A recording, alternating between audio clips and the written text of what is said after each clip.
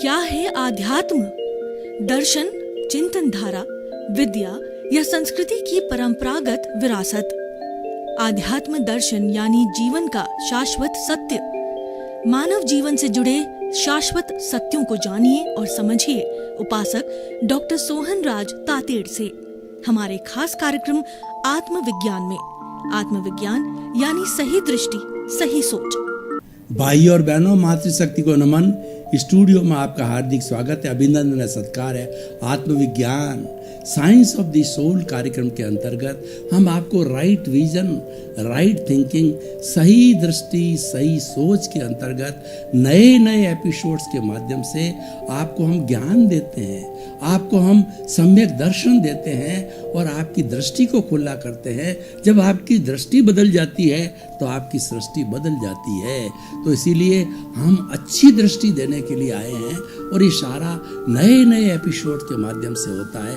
हर episode जो है आपको सम्यक दर्शन प्राप्त करने में सहयोगी बनता है। इसी हिसाब से आत्मविज्ञान कार्यक्रम डिजाइन किया गया है।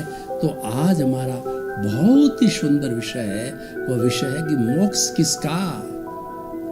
भाई और बहनों, देखिए, मोक्ष जो है हमारी भारतीय संस्कृति के अंदर एक साध्य है, ये अल्टीमेट स्टेज है, ये अल्टीमेट ट्रुथ है, ये सनातन सत्य है, ये कुदरत का कानून है और यही हमारा लक्ष्य है। भारतीय संस्कृति के अंदर पुरुषार्थ चतुष्टय को जो हमारी लाइफ स्टाइल कहा गया है कि हर भारतीय जब जन्म लेता है तो वह पुरुषार्थ करे। पुरुषार्थ के 4 अंग बताए गए हैं, काम, अर्थ, धर्म और मोक्ष। संसारी काम करने के लिए काम और अर्थ है और उसके बाद के अंदर वैराग्य, अनासक्ति और उसके बाद के अंदर सन्यास की बातें करनी हो तो आप धर्म का सहारा लो और धर्म के सहारे करते करते जो है आप जो अपना साध्य है वो मोक्ष है। भारतीय संस्कृति का अल्टीमेट जो साध्य है, मोक्ष का मतलब मुक्ति, अक्षय सुख चाहिए। प्रश्न ये है कि हम मोक्ष क्यों जाना चाहते हैं? मोक्ष के अंदर अक्षय सुख है। हम जो जीवन के अंदर झूलते रहते हैं सुख और दुख के पलड़े के अंदर, हमें 1 लाख रुपए का फायदा हुआ, हम सुखी हो गए और दूसरे क्षण जो है या दूसरे दिन हमें 2 लाख रुपए घाटा हुआ तो हम बहुत ज्यादा दुखी हो गए, डिप्रेशन के अंदर चले गए। कभी सुख आता है, कभी दुख आता है, कभी धूप आती है, कभी छांव आती है। इस तरीके से ये क्रम जीवन का चलता रहता है। लेकिन हमें दोनों को छोड़ना है, शुभ को भी छोड़ना है, अशुभ को भी छोड़ना है, पुण्य को भी छोड़ना है, पाप को भी छोड़ना है, सुख को भी छोड़ना है और दुख को भी छोड़ना है और अक्षय सुख की प्राप्ति करनी है। उस अक्षय सुख का नाम है मोक्ष है। जितना जितना जो है हमारे मानसिक शांति रहती है और हम सब तरह तनावों से दूर रहते हैं, उतना उतना हमारा वर्तमान का आत्यांतिक मोक्ष कहलाता है।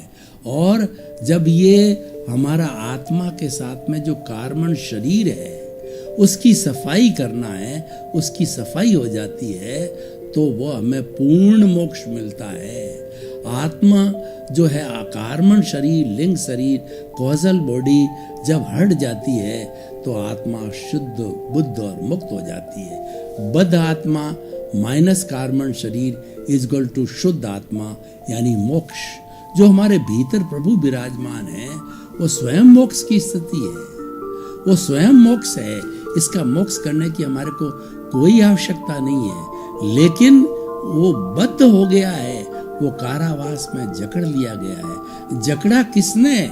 कारावास में जकड़ा है कषाय ने, राग द्वेष ने, क्रोध मान माया लोभ ने और 18 तरह के जो हमारे दोष, प्राणातिपात, मर्षावाद, अदत्तादान, मैथुन, परिग्रह, क्रोध, मान, माया, लोभ, राग, द्वेष, कलह, अव्याख्यान, पैशून्य, परपरिवाद, रति अर्ति, माया, मर्षा और मिथ्या दर्शन, शल्य पाप, ये 18 तरह के दोष जो है ये हमारा कार्बन शरीर है और जितनी बुराइयां हैं वह इस कार्बन शरीर के अंदर है। और अच्छाइयाँ भी इस कार्बन शरीर के अंदर है जिसको हम पुण्य कहते हैं। और ये मोह का संसार है, मोह एक वट वृक्ष है। तो ये सारा कार्बन शरीर को एक शब्द में कहें तो मोह है, आसक्ति है। हमें मोक्ष इसका करना है। आत्मा तो स्वयं मोक्ष की स्थिति में है, और जो ही इसका मोक्ष हुआ, मतलब इससे छुटकारा पाया, तो आत्मा तो मोक्ष की स्थिति में थी और मोक्ष की स्थिति में चली जाएगी। वह सिद्धालय के अंदर जाकर के वहाँ सिद्ध बुद्ध मुक्त हो जाएगी, और वहाँ पे उसको अक्षय सुख मिलेगा।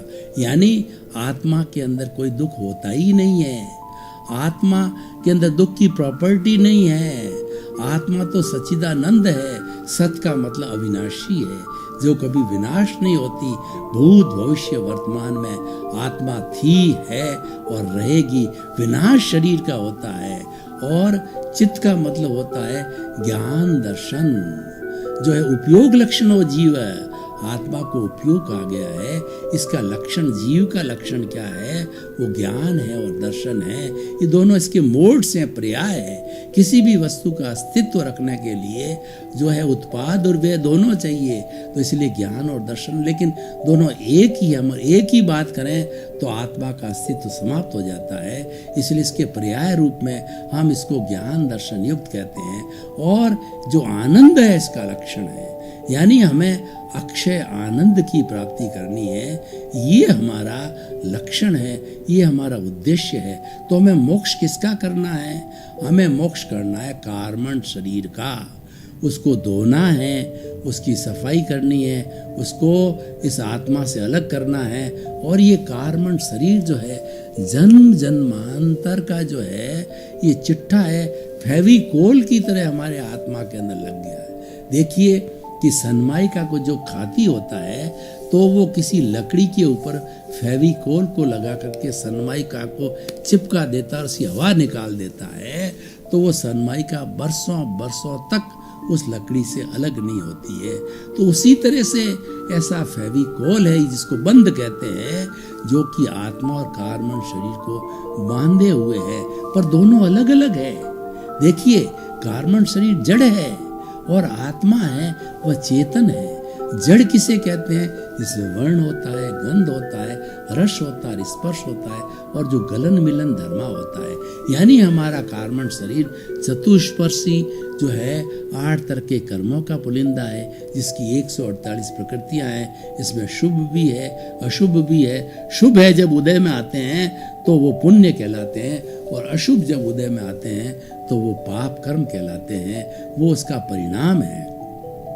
तो अब देखिए कि हमें जो है इसकी धुलाई करनी है, ऐसा उपाय करना है कि इसकी हम धुलाई करें। तो आज हम इसका मोक्ष करने के लिए कुछ इस तरीके के उपाय ढूंढेंगे कि जिससे कि इस कार्बन शरीर का जो है वह जो है मुक्ति हो जाए।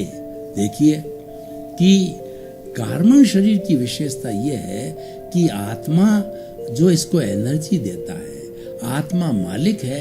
आत्मा की हाजिरी से शरीर चलता है। आत्मा न हो तो राम नाम सत है। ये शरीर जड़ है, ये कार्बन शरीर जड़ है, इनको जला दिया जाता है। कर्म शरीर जलता नहीं है, क्योंकि कर्म शरीर तो डेड बॉडी के तुरंत बाद ही जो है अंतराल गति बोलते हैं। हमारे गीता में क्या कहा गया है कि कोई भी व्यक्ति जब जिसका कपड़ा जीर्ण शीर्ण हो जाता है तो वो कपड़ा फेंक के नया कपड़ा धारण कर लेता है। उसी तरीके से हमारी आत्मा का जब आयुष्य कर्म पूरा होता है, तो आयुष्य कर्म पूरा होते ही डेड बॉडी होने के पूर्व कुछ ही क्षण, 1-2 समय के पूर्व ही जो है वह एक आँख जपते हैं। उसमें बहुत से समय, यानी बिल्कुल नेग्लिजिबल टाइम के अंदर जो हमारी आत्मा, वो तो अक्रिया है, वो अपने आप नहीं हिलती है। कार्बन शरीर गोदाम है 8 कर्मों का चिट्ठा, पुण्य पाप का चिट्ठा, और इसको तो धक्का देना पड़ता है। अब इन दोनों को धक्का देने के लिए तेजस शरीर है, जिसको ल्यूमिनस बॉडी कहते हैं, और ये करण वीर्य और लब्धि वीर्य कहलाता है।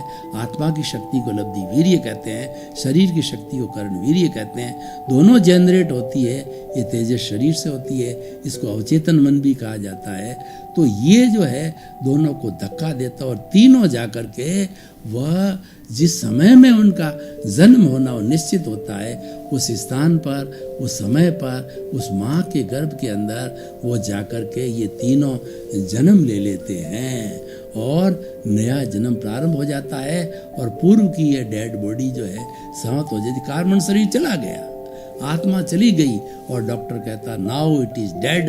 तो कहते हैं जल्दी करो, सगे संबंधी आते हैं तो इसको उठाओ, इसमें कीड़े पड़ जाएंगे, इसमें बदबू आ गई। अरे भाई ये 80 वर्ष का हुआ जब बदबू नहीं आई।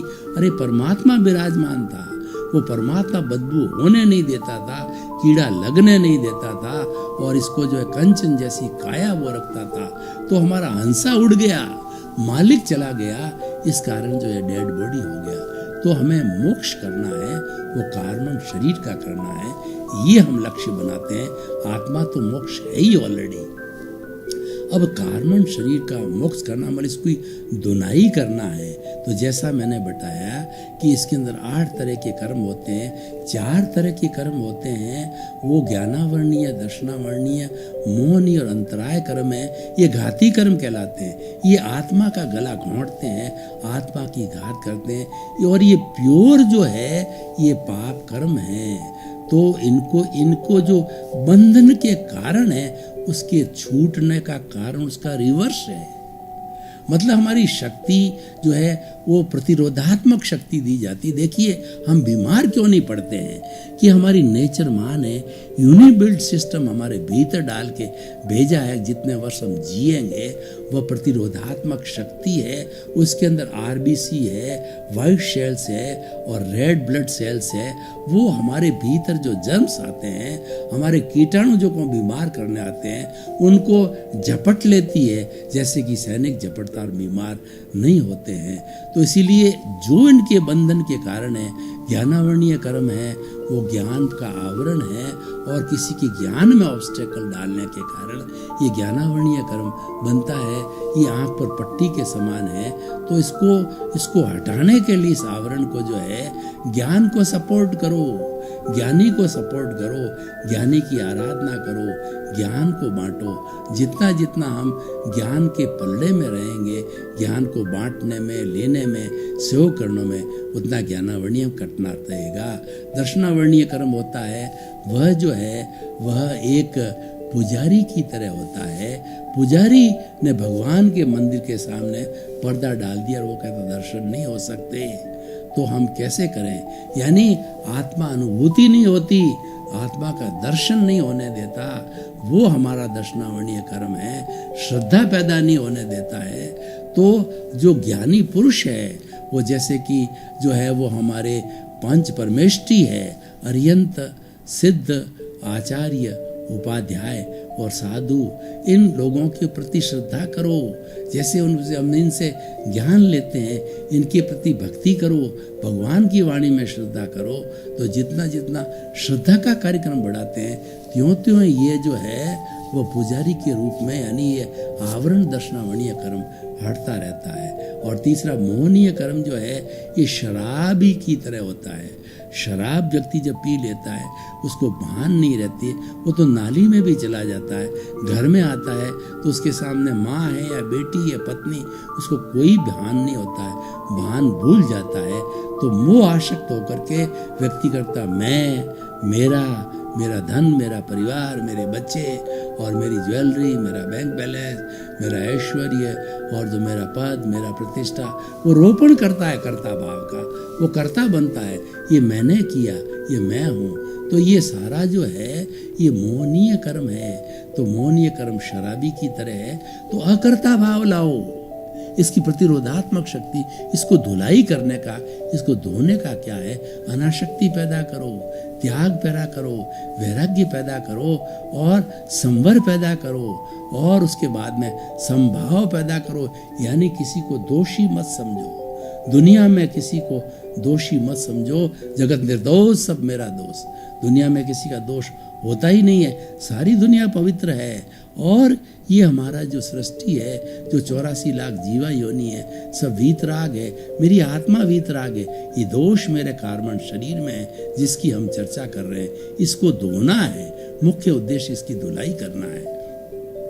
तो ऐसे मोहनीय कर्म अनाशक्ति करेंगे, अकर्ता भाव लाएंगे, संभाव लाएंगे, संवर लाएंगे, तो ऐसी स्थिति के अंदर मोहनीय कर्म का क्षय होता है और पूर्ण क्षय होने पर जो है ये कार्बन शरीर समाप्त, जीरो।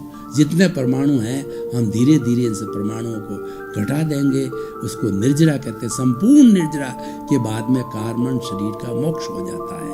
तो ज्ञानावर्णीय, दर्शनावर्णीय, मोहनीय और अंतराय ऑब्स्टेकल डालते हम। अंतराय 5 तरह की होती है, दान, लाभ, भोग, उपभोग और वीर्य। किसी के दान में ऑब्स्टेकल डालते हैं, टांग अड़ाते हैं। 2 व्यक्ति के वे लाभ कमा रहे, हमने टांग अड़ा करके उनके लाभ कमाने को लिए अलग कर दिया दोनों को। और हम व्यक्ति कोई भोग रहा है, खाना खा रहा है, खाना छीन लिया, थाली को फेंक दिया। उपभोग कर रहा है किसी घर को, घर छीन लिया, उसमें जाके बैठ गए, तो ये हमारा अंतराय कर्म बनता है। और वीर्यांतराय, वीर्यांतराय से क्या होता है, लकवा हो जाता है। और जो व्यक्ति जो कोमा में चला जाता है, रीढ़ की हड्डी खराब हो जाती है, क्योंकि हम किसी न किसी व्यक्ति को दुख पहुंचाते हैं, उसको अशांता पहुंचे हैं, तब अंतराय लगती है। 5 अंतराय एक भंडारी की तरह। हमारे पास में चेक है, लेकिन हम बैंक में जाते हैं, वो चेक को पास करने वाला भंडारी, कैशियर नहीं है। तो उस तरह क्योंकि हमारी अंतराय लगी हुई है, 2 दिन की छुट्टी ले ली, पैसा हमको तीसरे दिन मिलेगा। तो ये सारी अंतराय जो है वह जो है एक भंडारी की तरह, कैशियर की तरह। तो उसको हम प्रतिरोधात्मक शक्ति दें, यानी हम खूब दान करें, अच्छा लोगों को जो है सहयोग करें, लोगों के साथ के अंदर जो है वो हमारे पास जितना बन सके हम बांटें, और उसके साथ साथ में वो किसी को दुख ना दें। सबसे बड़ी बात, किसी प्राणी को दुख देना छोड़ दें तो हमारा अंतराय कट जाता है। 4 कर्म हमने काट लिए, ये 50% काम हुआ। जो शरीर से जुड़े हुए वेदनीय, हमारे शरीर में साता वेदनीय होती है। आज मुझे शाता वेदनीय है, मैं आराम से स्पीच दे रहा हूँ। असाता वेदनीय हो जाती है, मान लो बीमार पड़ गया, बुखार आ गया, खांसी हो गई, तो असाता वेदनीय से मैं प्रवचन नहीं दे सकता है, वेद दे सकता है। इसीलिए साता और असाता वेदनीय कर्म है। ये जो वेदनीय कर्म है मीठी छुरी की तरह है। छुरी के ऊपर जो है आपने शहद लगाया हुआ है, वो छुरी को जीभ के ऊपर लगाते हैं तो शहद का मीठा मीठा स्वाद लगता है, वह हमारा साता वेदनीय है।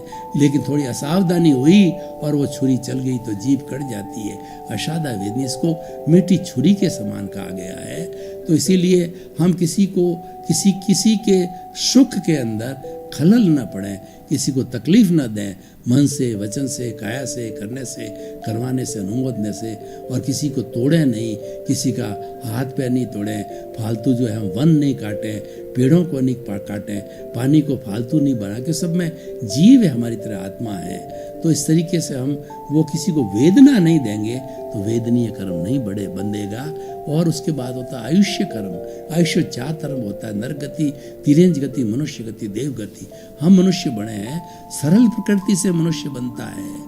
और जो हिंसा के पंचेंद्रिय वध करता है, कसाई होता है, वो नारकी में जाते हैं।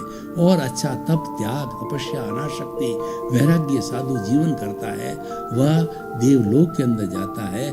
झूठ, कपट, तोल और किसी को धोखाधड़ी करता है, वो तिर्यंच बनता है। तो हम इन चीज़ों को समझेंगे, मनुष्य बनना है। सबसे उत्कृष्ट जीवन मनुष्य जीवन, यही मोक्ष जाता है, यही कार्बन शरीर को सबसे ज्यादा धोता, और यही सबसे ज्यादा कार्बन शरीर यही बढ़ाता है। 7वीं नारकी में जाने वाला भी यही है, और देवलोक में जाने वाला भी यही है, और मुक्ति में जाने वाला ही औदारिक मनुष्य शरीर। तो मनुष्य बनने की भावना भाएं, यानी सरलता रखें, किसका धोखा नहीं करें, धड़ी नहीं करें, किसी को दोषी नहीं समझें, किसी को दुख न दें, तो हम अगले जन्म में मनुष्य बन जाते हैं। तो ये हो गया आयुष्य कर्म। शुभ और अशुभ, नर गति और तिर्यंज गति होती है, अशुभ होती है, मनुष्य गति, देव गति शुभ होती है। तो इस तरीके से ये हमारा आयुष्य कर्म, और वेदनीय आयुष्य, तो नाम कर्म 103 प्रकृति, हमारा मन, वचन, काया, शरीर के एक एक कोशिका, सारे ऑर्गन्स, सारे सिस्टम, और हमारा जो है हमको सत्कार मिलना, हमारी इंसल्ट होना, और तीर्थंकर गोत्र का बंधन होना, और दूसरा जो होता है 5 इंद्रियों के विषय, ये सब खाता माता जो है ये हमारा जो है इसका जो हमारा नाम कर्म का है, मन वचन काया नाम कर्म का जुड़ा हुआ है। तो हमें शुभ नाम कर्म कराना है तो मन वचन काया के अंदर जो कथनी करनी में अंतर न रखें, कहवें कुछ और करें कुछ, किसी को भिड़ा देवे किसी को लड़ा देवे नहीं। जैसा हम भीतर अच्छा चिंतन करते हैं, अच्छा ही बोलो और अच्छा ही चिंतन करो, तो कथनी करने का जब अंतर मिट जाता है तो शुभ नाम कर्म होता है। और वरना हम इसका उल्टा करते हैं, अशुभ होता है। गोत्र होता है, हमारा सोशल स्टेटस होता है, कोई गरीब घर में लेता है, कोई अमीर घर में जन्म लेता है। ये जो है वो सोशल स्टेटस हमको मिलता है। ये कुम्हार के घड़े की तरह होता है, ये चित्रकार की तरह होता है कि चित्रकार जो होता है वो कई तरह के चित्र बना देता है, वो अच्छा भी बना देता है बुरा भी बना देता है, इसको चित्रकार की उपमा दी है। तो हमें सोशल जो है अच्छी तरह से पालन करने के लिए अहंकार नहीं करना चाहिए। 8 तरह के मद अहंकार बताएंगे, जाति और ऐश्वर्य, कुल, ज्ञान और आपकी संपदा और आपका जो ज्ञान, आपका तप है। 8 तरह के मद करते हैं तो हमारे अशुभ गोत्र का बंधन होता है। इसका मद नहीं करते, अहंकार नहीं करते तो शुभ गोत्र का बंधन होता है। हम अच्छे धनाढ्य घर में जन्म लेते हैं, अच्छी शिक्षा। तो ये सारा जो है ना, ये इनको खपाने का तरीका बताए। बंध के आत्मा यानी कार्मण शरीर के बंध के कारण बताए और इसको धोने का भी उपाय बताया दोनों। तो इस उपाय से हम चलेंगे। हम संवर की साधना करना है। संवर का अर्थ होता है ये 5 आज्ञा है, हमारी संवर है। हमें ज्ञानी पुरुष जो है जब ज्ञान दे देते हैं, 5 आज्ञा दे देते हैं, तो 5 आज्ञा देने के बाद में ज्ञान हाजिर हो जाता है और हमारी जो आत्मा से भाव सत्ता प्रज्ञा निकलती है, इसको मॉनिटर करती है, सबको पूरे मन वचन काया को मॉनिटर करती है, चित्त बुद्धि अहंकार को मॉनिटर करती है, अंतःकरण को मॉनिटर करती है। और सबसे बड़ा हमारा ज्ञानी पुरुष उपकार कर देते हैं कि हमारे नए कर्मों का बंधन रोक देते हैं, यानी मन वचन काया की बैटरियों को जो है उसका चार्जिंग से हटा देते हैं और हमारा जितना भी जो कषाय है, जो हमारा जहर है, उस जहर की थैली को फेंक देते हैं। मात्र हमारा डिस्चार्ज अहंकार रहता है और वो अधिकतम 15 भाव तक रहता है। तो हम 5 आज्ञा में रहें, हम ज्ञाता दृष्टा रहें। देखिए, इन कार्मण शरीर को सबसे ज्यादा खपाना है तो ज्ञाता दृष्टा का भाव रखो, भेद विज्ञान रखो। मैं अलग, शरीर अलग, मैं तो देखने वाला हूँ, मैं तो जानने वाला हूँ और मेरे सदस्य हैं, प्रज्ञा है और उसके साथ साथ के अंदर जो है वो मेरा संवर है, मेरा संभाव है। भाई और बहनों, आपका बहुत बहुत धन्यवाद। आप हमारा आत्मविज्ञान कार्यक्रम बराबर देख रहे हो, हमें फीडबैक मिल रहा है कि हमारे पीछे जो पर्दे के ऊपर हमने जो अपना ईमेल, वेबसाइट और हमने जो मोबाइल ऐप दे रखा है, उसके माध्यम से आपकी जिज्ञासाएं हमारे पास में आ रही है और हम उसको बराबर समाधान दे रहे हैं, क्योंकि हमारा उद्देश्य है लोक कल्याण, जगत कल्याण। जय जगत सर्वे भवन्तु सुखिनः सर्वे भवन्तु निरामया। इस क्रम में आपका जीवन आनंदमय हो, मंगलमय हो, सुखमय हो, धर्ममय हो, प्रेममय हो। आपके प्रति मंगल। आत्मविज्ञान में आत्मविज्ञान यानी सही दृष्टि, सही सोच।